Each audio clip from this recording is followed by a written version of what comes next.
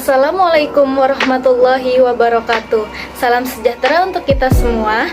Sebelumnya di sini saya akan memperkenalkan diri saya terlebih dahulu. Halo, perkenalkan nama saya Hoirunisa dengan NIM 1122110397. Saya dari Prodi Manajemen Fakultas Ekonomi dan Bisnis Universitas Pelita Bangsa. Nah, teman-teman, di sini saya akan membahas mengenai satu tema, yaitu hak asasi manusia. Nah, di sini saya akan membahas mengenai hak asasi manusia karena bagi saya hak asasi dapat dirumuskan sebagai hak yang melekat dengan kodrat kita sebagai manusia yang bila tidak ada hak tersebut mustahil kita tidak dapat hidup sebagai manusia. Nah, di sini saya akan membahas pengertian HAM atau hak asasi manusia. Nah, HAM itu apa sih? HAM yaitu hak dasar yang dimiliki manusia sejak lahir sebagai anugerah dari Tuhan Yang Maha Esa. Menurut Undang-Undang Nomor 39 Tahun 1999 yang berbunyi, seperangkat hak yang melekat pada hakikat dan keberadaan manusia sebagai makhluk Tuhan dan merupakan anugerahnya wajib dihormati, dijunjung tinggi dan dilindungi oleh negara hukum, pemerintah, dan perlindungan harkat dan martabat manusia. Nah, selanjutnya di sini ada macam-macam HAM.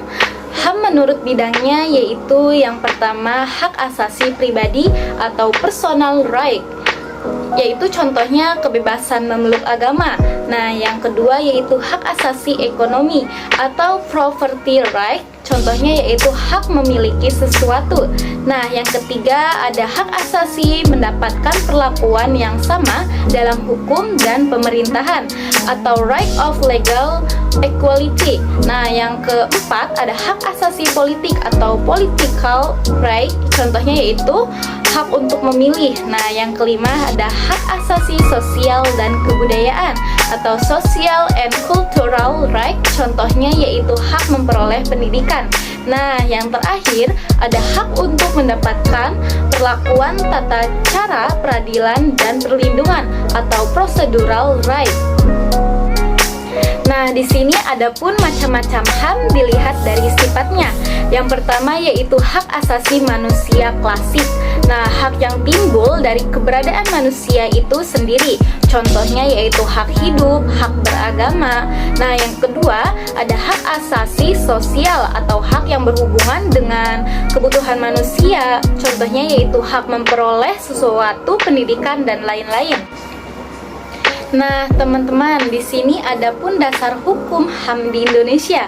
Nah, yang pertama yaitu pembukaan Undang-Undang Dasar 1945. Kemudian ada pasal 28A sampai 28J. Kemudian ada Undang-Undang Nomor 8 Tahun 1981 tentang Kitab Undang-Undang Hukum Acara Pidana atau KUHP. Nah, kemudian ada Undang-Undang Nomor 39 Tahun 1999 tentang HAM. Kemudian ada Undang-Undang Nomor 26 Tahun 2000 tentang Pengadilan HAM. Nah, kemudian ada Undang-Undang Nomor 23 Tahun 2022 tentang Perlindungan Anak. Nah, kemudian ada Kepres Nomor 50 Tahun 1993 tentang Komnas HAM. Nah, kemudian ada Kovenant Internasional Hak-Hak Sipil dan Politik atau Undang-Undang Nomor 12 Tahun 2005.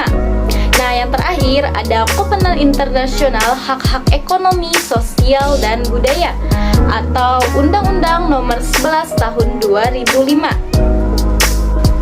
Nah, selanjutnya di sini ada pelanggaran HAM berdasarkan sifatnya. Nah, yang pertama yaitu ringan atau diskriminasi, yaitu pelanggaran yang tidak mengancam nyawa seseorang namun merugikan orang tersebut. Nah, contohnya apa sih? Misalkan perlakuan tidak adil dalam persidangan, tidak mendapatkan layanan pendidikan dan kesehatan yang sejajar, tidak mendapatkan keadilan sosial di tengah masyarakat.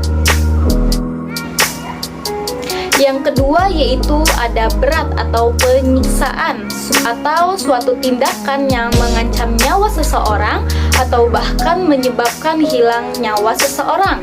Nah, misalnya apa sih? Yaitu perampokan, penganiayaan, penyanderaan, dan pembunuhan. Nah, teman-teman bisa lihat di sini ada contoh pelanggaran HAM di Indonesia. Yang pertama yaitu ada kasus pembunuhan Munir, yang kedua ada pembunuhan Marsina, yang ketiga ada penculikan aktivitas tahun 1997 sampai 1998. Kemudian ada penembakan mahasiswa Trisakti, kemudian ada peristiwa Tanjung Priuk, dan yang terakhir yaitu perampokan. Nah, teman-teman, kemudian di sini ada pelanggaran HAM yang disebabkan oleh dua faktor. Nah, faktor pertama yaitu faktor internal, yaitu faktor dorongan untuk melakukan pelanggaran HAM yang berasal dari diri pelaku pelanggaran HAM. Nah, contohnya yaitu diantaranya ada sikap egois atau terlalu mementingkan diri sendiri.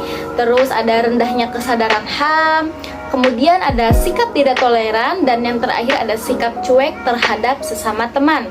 Nah, kemudian faktor yang kedua yaitu faktor eksternal, yaitu faktor yang di luar dari diri manusia yang mendorong seseorang atau kelompok orang melakukan pelanggaran HAM. Contohnya diantaranya yaitu yang pertama ada penyalahgunaan kekuasaan, yang kedua ada ketidaktegasan aparat penegak hukum, nah yang ketiga ada penyalahgunaan teknologi, dan yang terakhir ada kesenjangan sosial dan ekonomi yang tinggi. Nah, teman-teman, peran masyarakat dalam penegakan HAM, peran serta secara individual dapat dilakukan tindakan di antara lain. Yang pertama yaitu berperilaku sesuai nilai-nilai HAM.